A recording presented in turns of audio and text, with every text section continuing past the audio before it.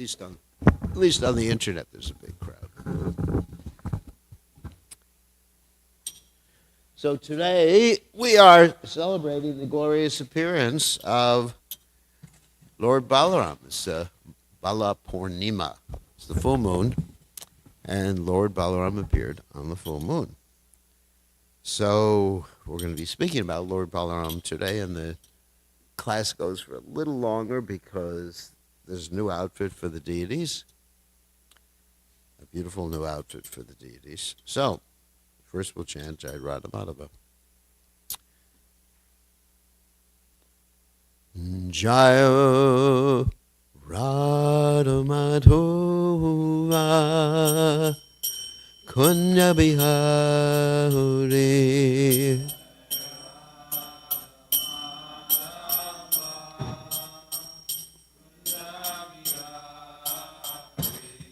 Jai Radha Madhava Kunya Bihari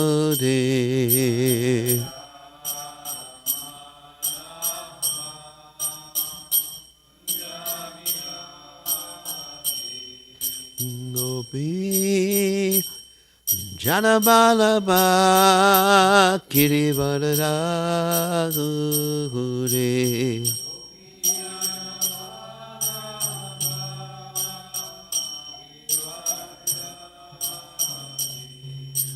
Gopi Jana Malaba Kirivadadagure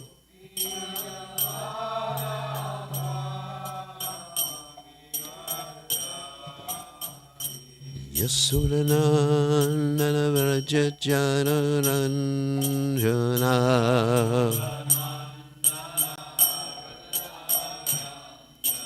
Yasudanana Vrajajanaranjana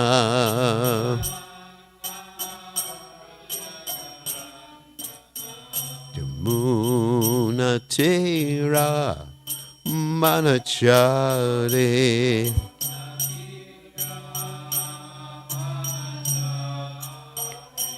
Yamuna Tera Manachare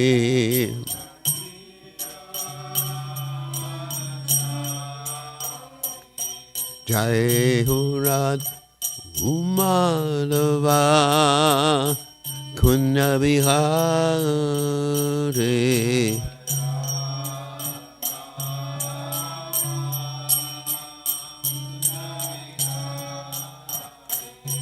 Jai Radha Madhava Kunya Bihari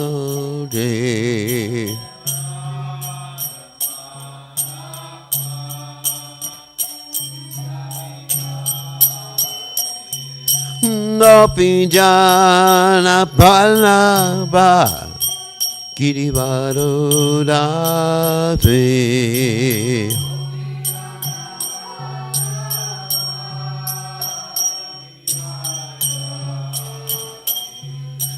Gopi Jana Malaba Kirivadodave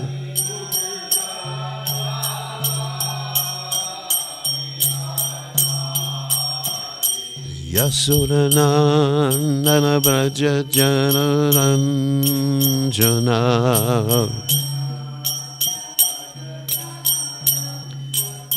Yasudanandana Vrajajanaranjana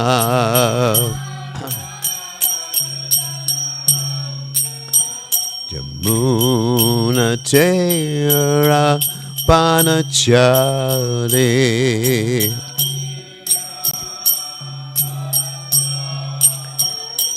Yamuna Tera Manachare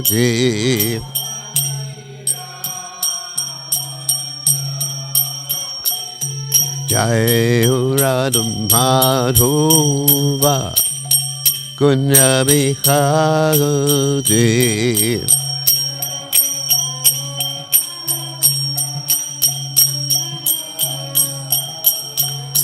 Jayurad Umadhuva Kunyabigati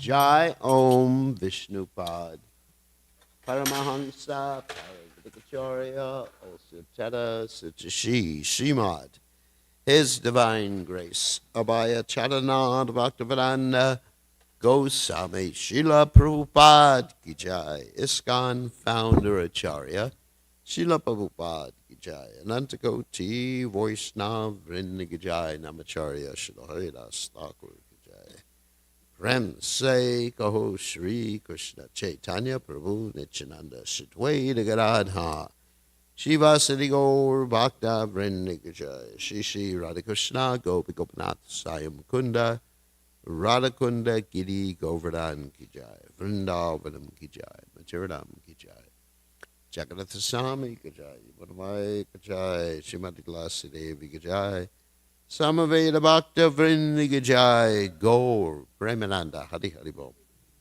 All glories the assembled devotees. All glories the assembled devotees. All glories the assembled devotees. All glories to Shri Guru and Gauranga Srila Prabhupada Ki Jai Namo Om Vishnupadaya Krishna Prastaya Bhutale Srimati Bhakti Vedanta Samaniti Namani Namaste Saraswati Deve Gaurvani Pacharni Nivishesha Shunyavadi Pasyacha Deja Tarni. So today, as I mentioned, is the commemoration or celebration of the appearance of Lord Balaram. So, in order to facilitate this discussion this morning, I'm going to read Prabhupada's very complete exposition about the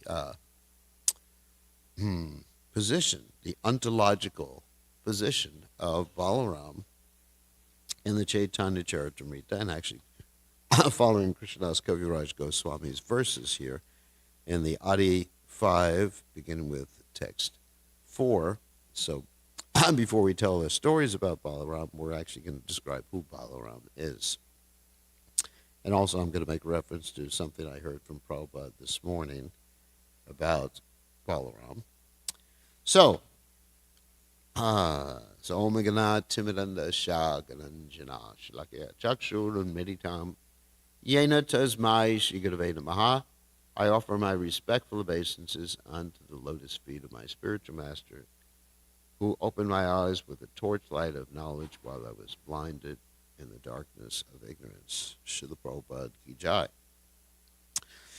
So, in this particular part of the Chaitanya Charitamrita, we find that Krishnadas Kaviraj Goswami has just been explaining the glories of Lord Chaitanya Mahaprabhu, and now he's going to explain the glories of Lord Nityananda. Of course, we understand Balaram Hoila Nitai, that Nityananda is Balaram, or Balaram has appeared as Lord Nityananda, the older brother of Sri Chaitanya Mahaprabhu. So, reading text 4, Sarva Avatari Krishna Swayam Bhagavan Tanhara Dvitiya Deha Sri Balaram. The Supreme Personality of Godhead Krishna is the fountainhead of all incarnations. Lord Balaram is his second body. And Prabhupada explains in the purport, Lord Sri Krishna, the absolute personality of Godhead, is the primeval Lord, the original form of Godhead, and his first expansion is Sri Balaram. The personality of Godhead can expand himself in innumerable forms. The forms that have unlimited potency are called swangsa, and forms that have limited potencies, living entities, that's the jiva souls, are called vivinangsha. So, this morning I was listening to a class where Prabhupada was discussing Krishna's expansions. And he quoted this very nice verse from the Upanishads Eko Bahu Sham. So that means what Eko Bahu Sham means he's one and he becomes many. So it's quite interesting. And then Prabhupada also quoted the verse, one of my favorite verses in the Brahma Samhita, Advaita Achyuta Anadir Anantarupamadyam Purana Purasham Navayovanam Cha Vedeshu Durlabham Atma Bhakto. That there's one God, Advaita Achyuta, he's infallible. Achyuta Anadir, he's without beginning. Anantarupam, he has unlimited forms. Anantarupam Ajam Purana. He's the original, he's the oldest. Navayovanam Cha, and he's always youthful. Vedeshu Durlabham Atma Bhakto Govindamani Purasham Tamaham Bhajami. That is very difficult to understand this by the Vedas. But Adurlabham Atma Bhakto. So what does that mean? By the mercy of Krishna's devotees, or if one becomes a devotee of Krishna, of course, one only becomes a devotee by the mercy of Krishna's devotees, then one can understand these things. So by Srila Prabhupada's mercy, somehow or other, we're able to understand these things. And it's inconceivable. You have so many Vedic scholars and other people. Just like right now on the internet, there's a big discussion about where the soul came from, the same discussion. And Prabhupada was very specific, back to home, back to Godhead. So we can understand things through Srila Prabhupada's understanding. Otherwise, if we just pick and choose different verses out of context, we won't understand anything. So anyway, in this particular class, Prabhupada was explaining why Krishna expands himself as the Swamsa and Vibhinangsha. Swamsa means Vishnu Tattva, that are Advaita. They're all the same person, acting differently in different circumstances, in different places, or in the same place simultaneously. How about that? I've spoken about this many times before. So Prabhupada said, he was explaining the reason why Krishna does that. And he says that Krishna is Anandamoya Vyasat. Krishna is doing it for his enjoyment. I mean, this is really important. So Krishna expands himself or appears as Balaram or appears in his various incarnations, avatars, to enjoy. That's it. That's Krishna's motivation. So when Krishna appears as Balaram and interacts with Krishna, with Brajendra Nandana, Krishna's original form, it's all done for enjoyment. He's interacting with himself. Sometimes, just to use a gross material example, you may look in the mirror and talk to yourself. Hopefully you don't do that too often. But you may look in the mirror and talk to yourself. But let's say with God, he just wants to interact. Sometimes you'll find 3 or 4 incarnations or Vishnu Tattva expansions of Krishna there simultaneously, like, Ram, Lakshman, Bharata, and Shatrughna. And they're all interacting and displaying different aspects and different personalities, but they're all the same person. So Krishna expands as Balaram for his enjoyment. That's it. And then the interesting thing that Prabhupada explained, goes also in reference to the Vibhinangshas that are being described here, that Krishna expands as us for his enjoyment. Now, when I heard that this morning, that, somehow or other gave me a little realization that I am meant for Krishna's enjoyment. It's interesting, isn't it? If you really listen to Prabhupada, you can understand so much and get so much realization that it's incredible. That just like, Balaram, obviously I'm not in the same quality, you're not in the same quality as Balaram. Balaram is Vishnu Tattva, he's God. But all of us, whether we're the Swamsa or Vibhinangsha expansions of Krishna, Mami Vangsa Jiva Loke, Jiva Bhuta Sanatana, Manashakshtani Indriyani Prakritishtani Karshati, our nature is meant for Krishna's enjoyment. So we should be thinking that whatever we're doing, we should be thinking that That's my nature, to give Krishna enjoyment. Anyway, little realization there. And that's what Prabhupada said. It wasn't not coming from me. So, anyway, continuing with our discussion about Balaram, the next verse. Eka I Swarupa Nong Me Bina Matra Kaya Aja Kaya Vyuha Krishna Lilara Sahaya. These two are one and the same identity. They differ only in form. Lord Balaram is the first bodily expansion of Krishna, and he assists in Lord Krishna's transcendental pastimes. And in the Chaitanya Bhagavat and Chaitanya Mangal, it's also explained that the Brahman thread of Krishna is Balaram. The Singhasana is Balaram. The temple is Shesh, Balaram. So all these are different expansions of Krishna. So he's always the point is he's always serving Krishna. So you may say, as the older brother of Krishna, how is he serving Krishna? Because last night we were reading some of the pastimes of Lord Balaram in our class, and it appeared that Krishna was serving him. Krishna, when Balaram would sometimes take rest under a tree, Krishna would massage his feet, right? So how is he serving Krishna? Well, first of all, and also sometimes he appears to oppose Krishna, right? Like when Krishna wanted to get Duryodhana married to Subhadra. Arjuna, sorry. And Balaram wanted to marry, reversed. Balaram wanted to marry Subhadra with Duryodhana. And so this is like, how is this service to Krishna? And Balaram at the end of the battle of Kurukshetra was ready to kill Bhimsen, because Bhimsen had broken the thighs of Duryodhana. So, but he serves Krishna by presenting what we call in drama a foil. You understand? Creating a dramatic circumstance for Krishna to enjoy. And Krishna also enjoys serving his devotees, who Balaram is actually, in one sense, he's the best devotee.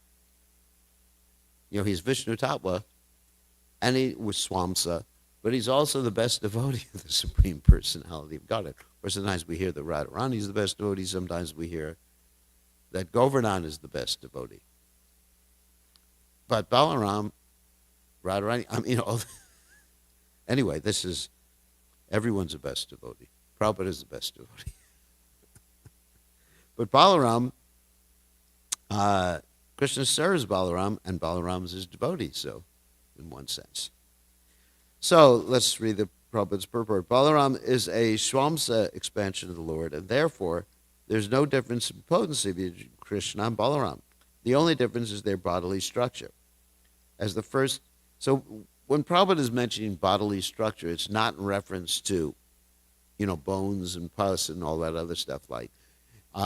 It's the manifestation of Balaram, or the visual appearance of Balaram is different. You understand? It's not like we have a body of biomucus, air, tridadake, and our bodily structure is different from other people's bodily structure.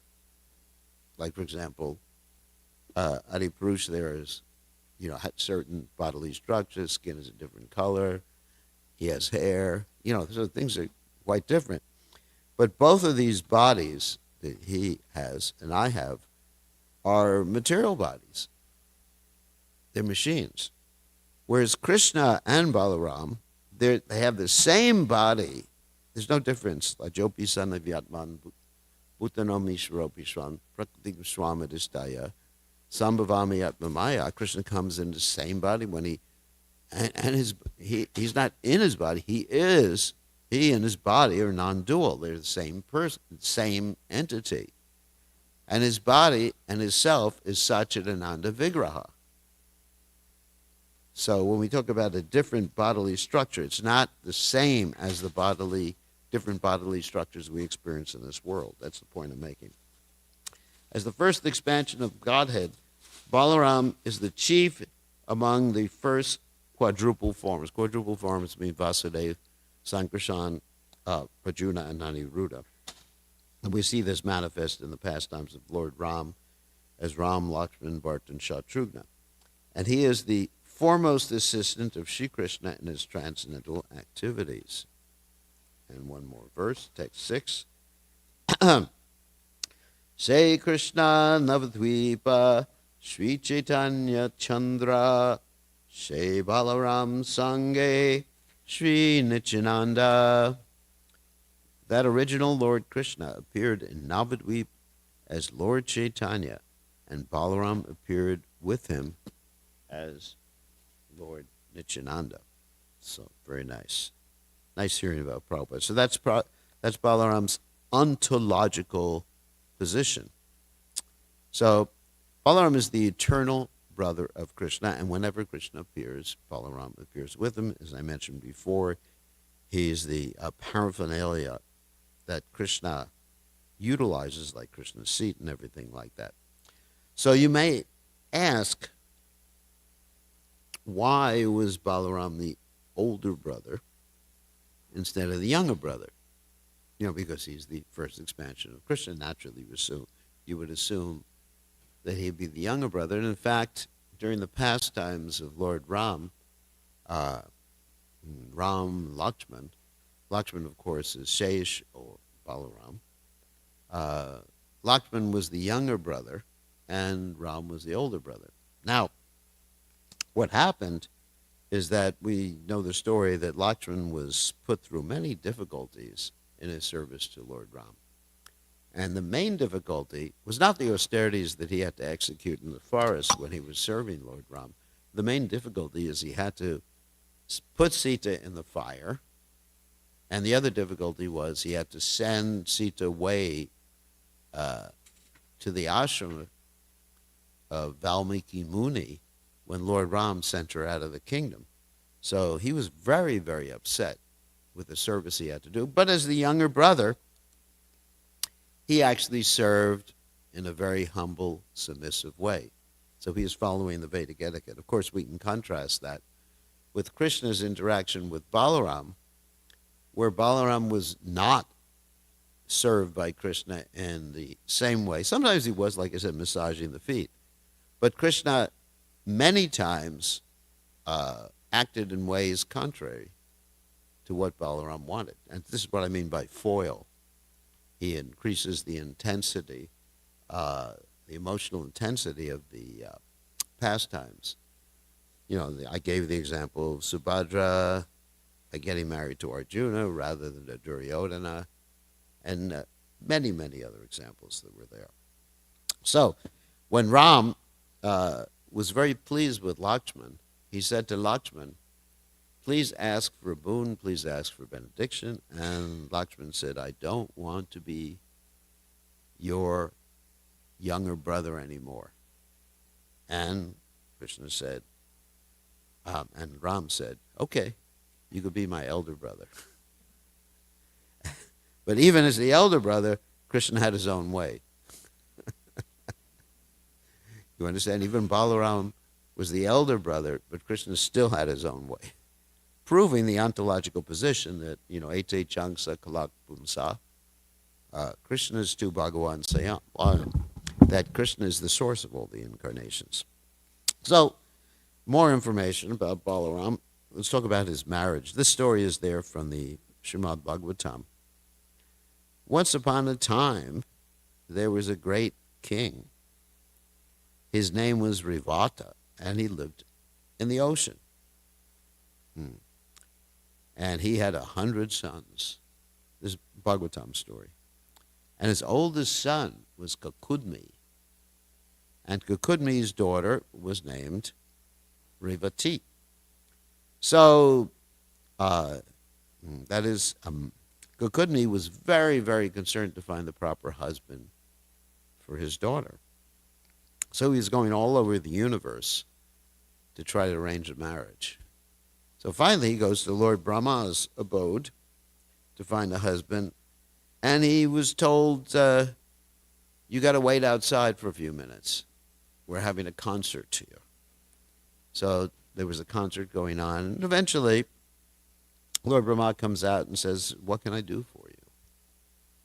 And Kukudmi says, I want to find someone qualified for my daughter. This also shows how important it is to arrange a proper marriage for one's daughters, traveling all over the universe. So Lord Brahma started laughing at him. He said, don't you understand the difference in the time factor between the Earth planet and the heavenly planets, or Lord Brahma's planet?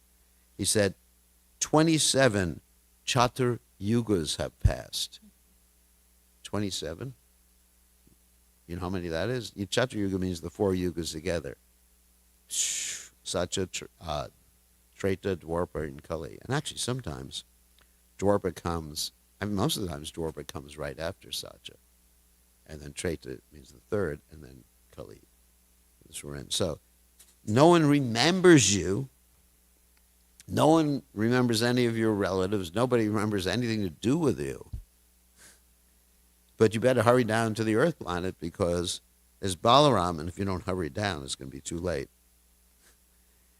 So then she married Balaram, and Kukudmi at that point retired.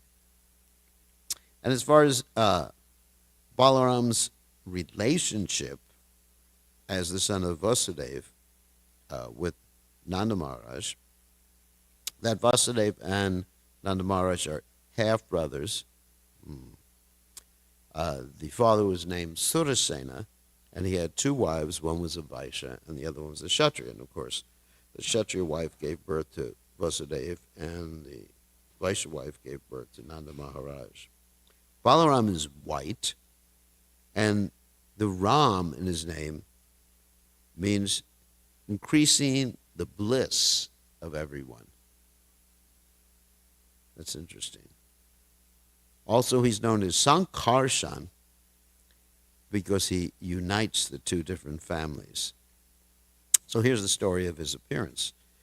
That Devaki was pregnant, and her fetus, or child, was transferred to the womb of Rohini. And then Rohini gave birth to Balaram. So Gargamuni gave the name Balaram. He said Bala means strength, and Ram means to give pleasure. And he was born today on the Bala day of Purnima, 8 days before Krishna. And it's described by the Acharyas, he remained in the womb for 14 months. And it's a very similar story to how when Radharani appeared, she didn't see or open her eyes until she saw Krishna. Says Balaram's the same thing. His name-giving ceremony was the same time as Krishna's. And actually, many acharyas, especially Vishwanath Chakravarti Thakur, describe that Balaram actually was originally Rohini's son, and in Rohini's womb from the very beginning. And what happened was his expansion was in Devaki's womb. Just like we hear the story of how Vasudeva Krishna was in the womb of Devaki, you understand? And Nandana Krishna, the original form of Krishna, actually was given birth by Yashoda Mai. And so when Vasudeva Krishna was brought by Vasudeva, this is explained by Vishwanath Chakravarti Thakur, when Vasudeva Krishna was brought by Vasudeva to Vrindavan, then the 2 became one. And so it was actually Yashoda who was the mother of Krishna, the actual mother of Krishna. Of course, in one sense, we can say that no one is the mother or father of the Supreme Personality of Godhead, because Krishna, as explains in the Gita, Aham bija pradapita. I am the seed-giving father of everybody. So, some more stories. Oh yeah, here's some Vrindavan stories. That once upon a time, Krishna was eating clay or dirt. This actually took place in a place in Vrindavan called Brahmananda Ghat. Some of you may have been there. And Balaram, he got very worried. And he told Yashodamai that Krishna's eating dirt, and Yashodamai got really upset with Krishna. And Krishna says this Balaram is just making up stories to get me in trouble. So this is what I mean. He creates some drama here, even from the very beginning. So, and then, of course, we know Yashodamai looked in Krishna's mouth, and she saw all the universes, and she saw herself, and so many things in there.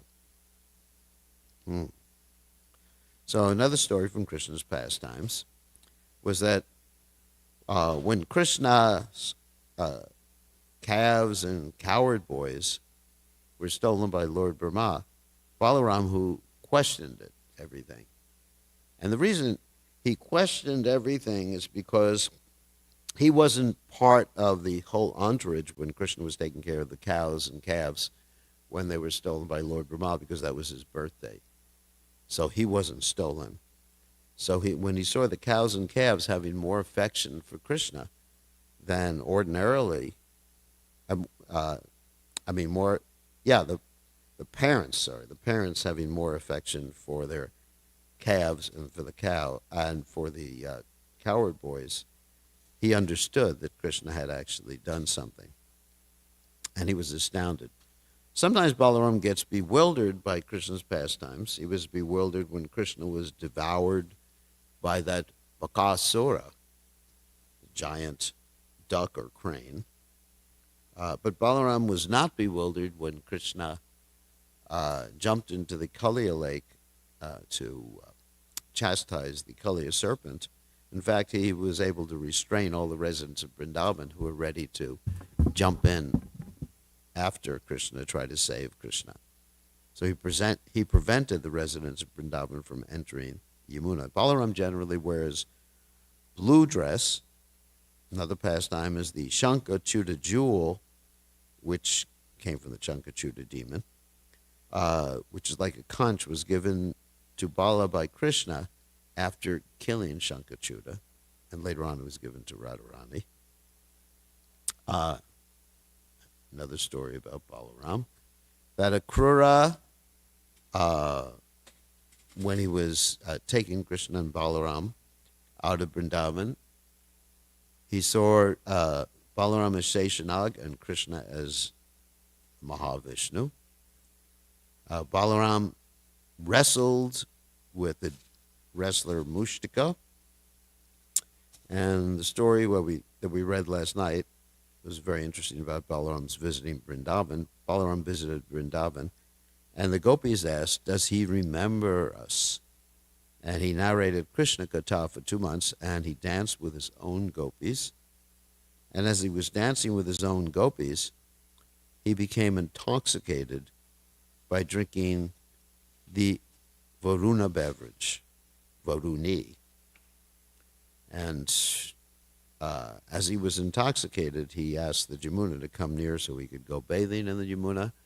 And Yamuna refused, thinking or considering that he was intoxicated. And Balaram took his plow and started scratching the land and bringing the Yamuna close to him. And Yamuna apologized and allowed Balaram to bathe in her. And even to this day, if you go to this place, and I forget the name of the place, maybe someone remembers, you can actually see the scratching on the land where Balaram was actually using his plow. And then, interesting, this is also in regard to Balaram's protecting Rukmi and actually chastising Krishna. What happened was when Krishna kidnapped Rukmini, Rukmi, her brother, followed them, and Rukmi tried to challenge Krishna. And Krishna, of course, was able to defeat him, and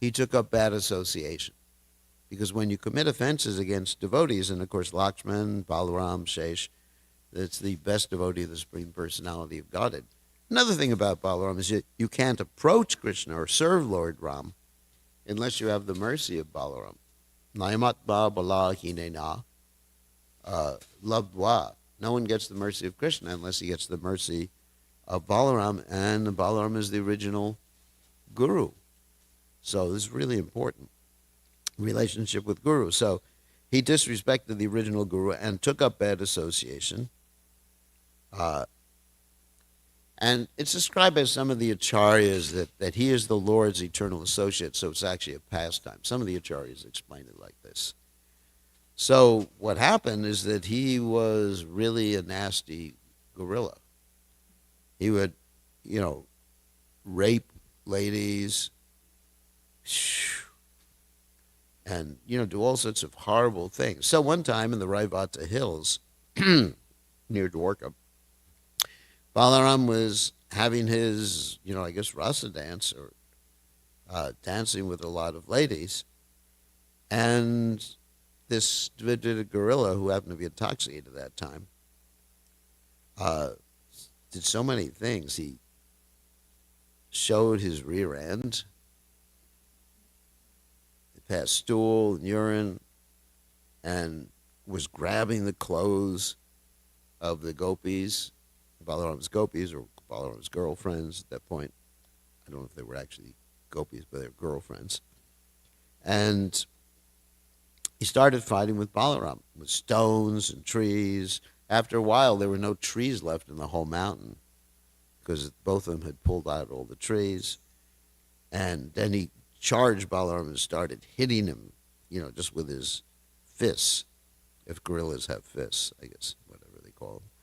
Then Balaram put down his weapons and struck the throat of this rascal, and it broke the chest, and this rascal vomited blood and died.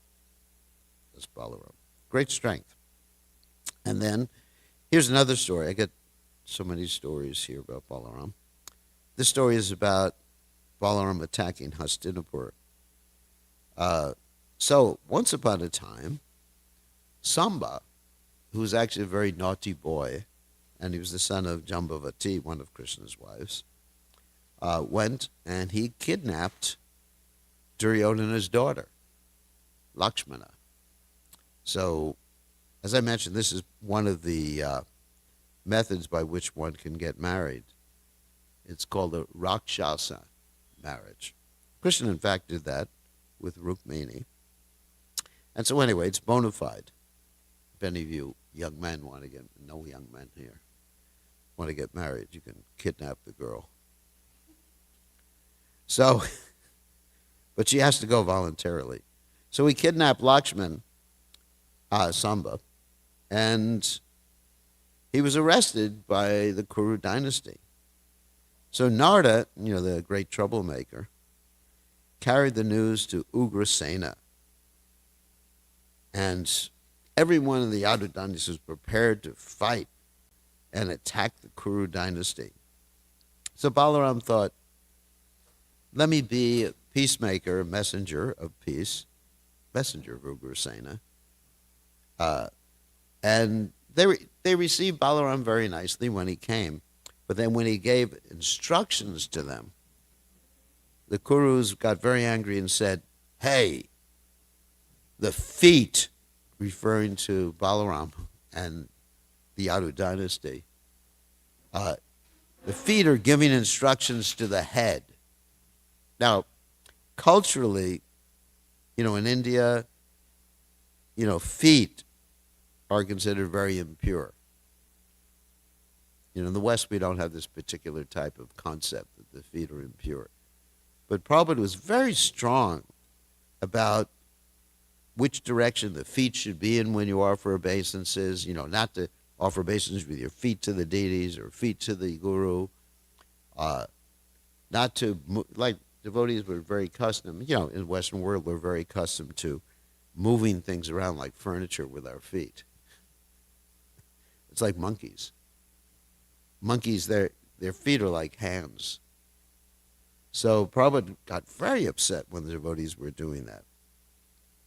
One has to be very, very careful. I know in Indian culture that even if you put your shoes on, you're supposed to just sprinkle your hands after you put your shoes on with your hands.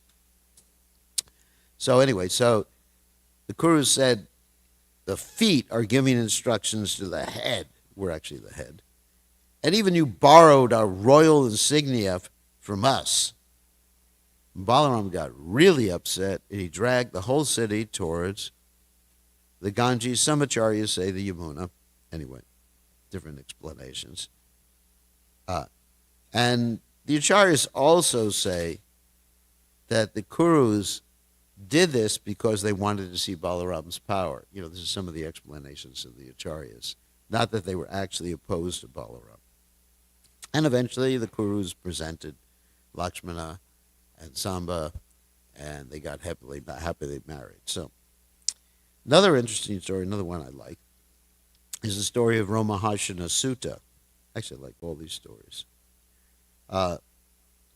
Balaram heard about the battle of Kurukshetra, but did not want to take sides because he had attachments on both sides. Now, his attachments are spiritual, obviously. In fact, one of the names of Balaram is Duryodhana Guru. One of my godbrothers is named Duryodhana Guru, and the devotees would always call him Duryodhana. But very nice devotee, Duryodhana Guru. That's the name of Balaram, because he was the guru. Well, the reason he became the guru of Duryodhana, not the spiritual guru, but the martial arts guru, is because Duryodhana wanted to butter him up so that Balaram would arrange for the marriage with him and Subhadra. And the reason that was thought of by Duryodhana was because good old Uncle Shakuni, he wanted to make an alliance. That's how they made alliances in those days between different kingdoms with marriages. The marriages weren't just like, oh, love, this person should love someone else. They were thinking how to ally ourselves with this other kingdom. And basically, Duryodhana and Shakuni were thinking if we can ally ourselves with the Yadu dynasty, then Arjuna will be finished, and the Pandavas will be finished. So, anyway, therefore, Balaram, when he heard about the battle of Kurukshetra, he did not want to take sides. So he thought, let me go on pilgrimage. So he was going all around India on pilgrimage. This is described in the Krishna book. Eventually, he arrives at this place called Naimisharanya. And Romaharshana Sutta is giving the Bhagavatam class, or preaching to the devotees there. And Romaharshana Sutta is a disciple of Vyasa. The reason he's called a Sutta, which means a mixed family, it's mixed family, like Brahmin mother, Kshatriya father, or Chudra father, something like that. And so, like a pratilom. And so, when Balaram entered this assembly of Romaharshana Sutta giving Bhagavatam class, Romaharshana Sutta didn't rise to respect him. And so Balaram at that particular point took out a little piece of kusha grass and killed him. And then the sages, they said to Balaram, of course he was disrespectful to you. However, we gave him the benediction he would have a long life, and we blessed him. How can you kill him? You have to do something. And so basically they decided, and Balaram decided to appoint, first of all, they decided to appoint Romaharshana Sutta's son, Sutta Goswami, to become the reciter of the Srimad Bhagavatam. And then Balaram was told to atone for his sins. Of course, Balaram doesn't commit sins. By killing this demon that was harassing him named Balvala, and to go on pilgrimage for 1 year. So the story about Balvala, he was the son of Ilvala. And he was also pretty gross demon. He used to pass stool, urine, and everything like in front of everybody. So, let's see, other stories. Oh, yeah. Okay. So, some of the philosophical points, he's the deity. Balaram is considered the deity and the predominating deity of the Sandini Shakti, of the Supreme Personality of God, the existential Shakti. There's Samvit, Sandini, let's do it, Sandini, Samvit, and Ladini, Satchidananda, like this. The existential, that means eternality. So also there's an explanation by Srila Bhaktivinoda Thakur in the Chaitanya Shikshamrita. He explains there are two demons killed by Balaram, and the contaminations they represent have to be removed by the dint of a devotee's own endeavor. And Bhaktivinoda Thakur explains this is one of the secret mysteries of Braja Bhakti. And so those two demons are, first of all, the jackass demon, Dhenukasura. We read that story last night. And he was killed by Balaram, and Balaram threw him in the air, in the tree, and knocked down all the trees. And Krishna also threw all of his friends up in the air, too, and they were able to eat the tal fruits. So the jackass demon, according to Bhaktivinoda Thakur, represents the bad mentality of overburdened load carrying. That means a mudha, someone who's just like interested in just acquiring different things, enjoying the senses, and working hard for this charvita charavananam, chewing the already chewed. And the Palamba demon, who Balaram killed, Palambasura, represents lust for the company of the opposite sex, as well as the desire for profit, adoration, and distinction. And Bhaktivinoda Thakur explains,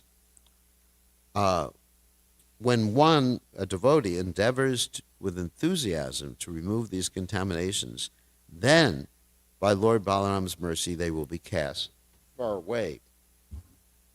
So in other words, we have to endeavor, not simply ask Balaram to do everything for us. And Bhaktivinoda Thakur further explains that Dhenukasura causes complete and total ignorance of one's eternal identity. In other words, just working hard for material things and just over-endeavor for material things. It also stimulates foolish misconceptions about the eternal nature of the holy name of the Lord. Plus, it misdirects one with delusions about what is actually worshipable. These contaminations must be cast out through great endeavor. This is Bhaktivinoda Thakur. Great endeavor on the part of the devotee. In other words, it's not that you just say, Krishna, Balaram, just take away all these things. You have to work at it. In other words, use your intelligence. Sometimes people think, I just chant Hare Krishna, and one day I'll wake up with all the anarthas gone. It's not like that. You really have to work at it. Control your senses. Vacho, Vegam, Manasa, Krodha, Vegam. And Bhaktivinoda Thakur explains, the methods of the process of purification are very deep and mysterious. Therefore, it is necessary to learn about them directly from a bona fide spiritual master. So, many times people are reluctant to follow the order of the spiritual master, to follow the orders of Prabhupada, certain things that are methods of purification. And we've been talking about this recently, like avoiding food cooked by non-devotees. People think this is just a very unimportant injunction. But actually, it's a method of purification.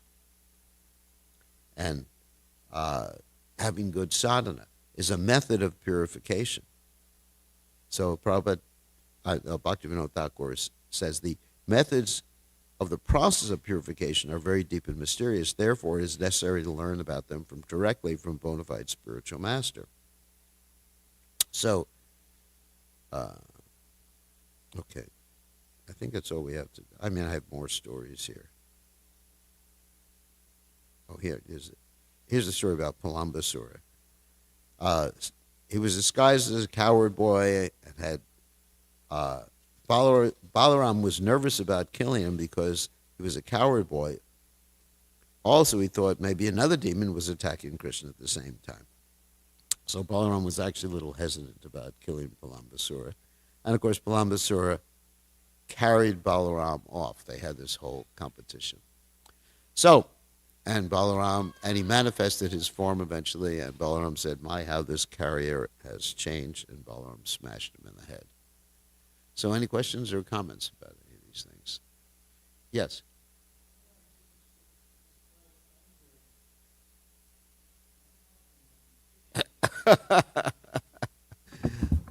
Yeah. That's actually a good point, that he displays anger quite a bit. I mean, generally when you hear about Krishna killing the demons, it's rather nonchalant. You know, Krishna just throws his Sudarshan chakra at the demons or kills them. It's not that there's so much like a manifestation. It actually is a good point. Well, I think that's because Balaram kills the demons when they offend Krishna or the devotees. Whereas Krishna is, very compassionate. He doesn't accept any personal offenses. And Balaram, that's an interesting question. I was just thinking about it. This is just thoughts that come to my mind. That when someone is offensive to Krishna or offensive to the devotees, then Balaram gets particularly upset. Like when the Kuru dynasty offended the Yadu dynasty, it was because they offended Krishna too.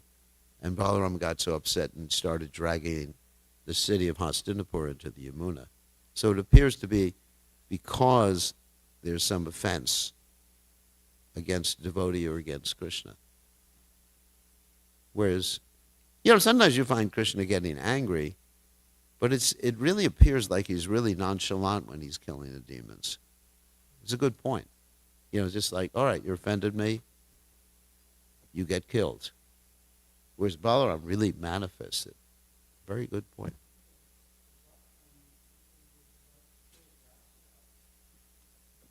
Yeah, he was about to kill Dasra. He was also ready to kill Bharat. When Bharat came to try to bring Ram back to Ayodhya, Lakshman just was, he spotted them first and he got ready and he said, "I'm going to kill them," because they're coming to attack Ram. So, yeah, there seems to be that manifestation of transcendental anger. What? Yeah, that's true. As Lord Nityananda, it's a little bit different. That's interesting. When he appeared as Lord Nityananda, it was quite a different scenario.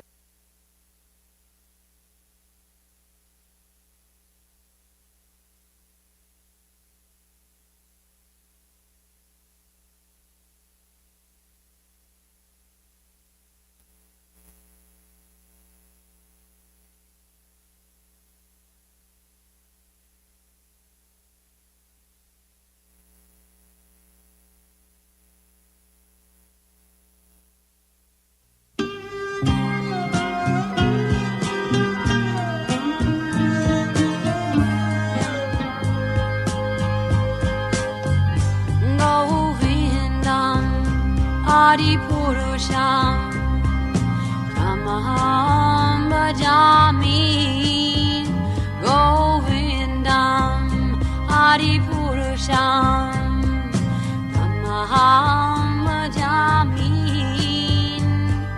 Govindam Adi Purusham Tamaham Bhajami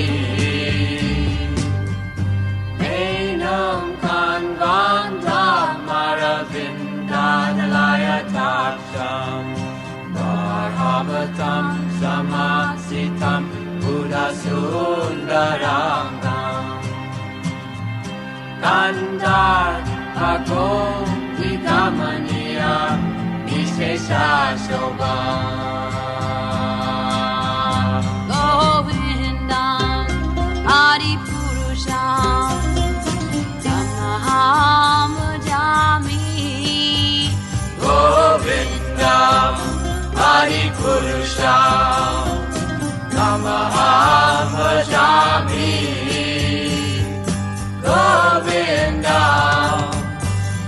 Adipurusham Tamaham Bhajami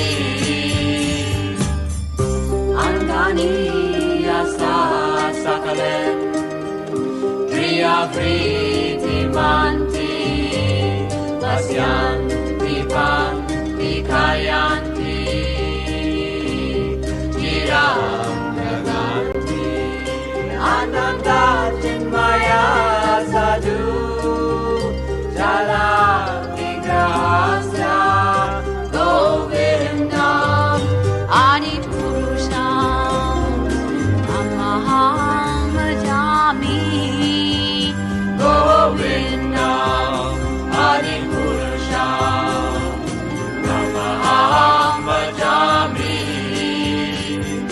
Govindam Adipurusham Tamaham Bhajami Govindam Adipurusham Tamaham Bhajami Govindam Adipurusham Tamaham Bhajami Govindam Adipurusham Tamaham Bhajami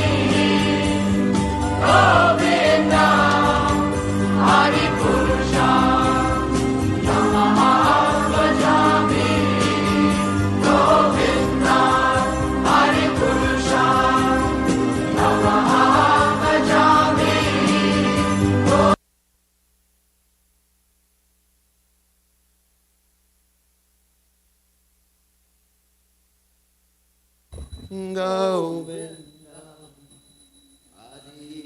Adipurusham Tamaham Bhajami.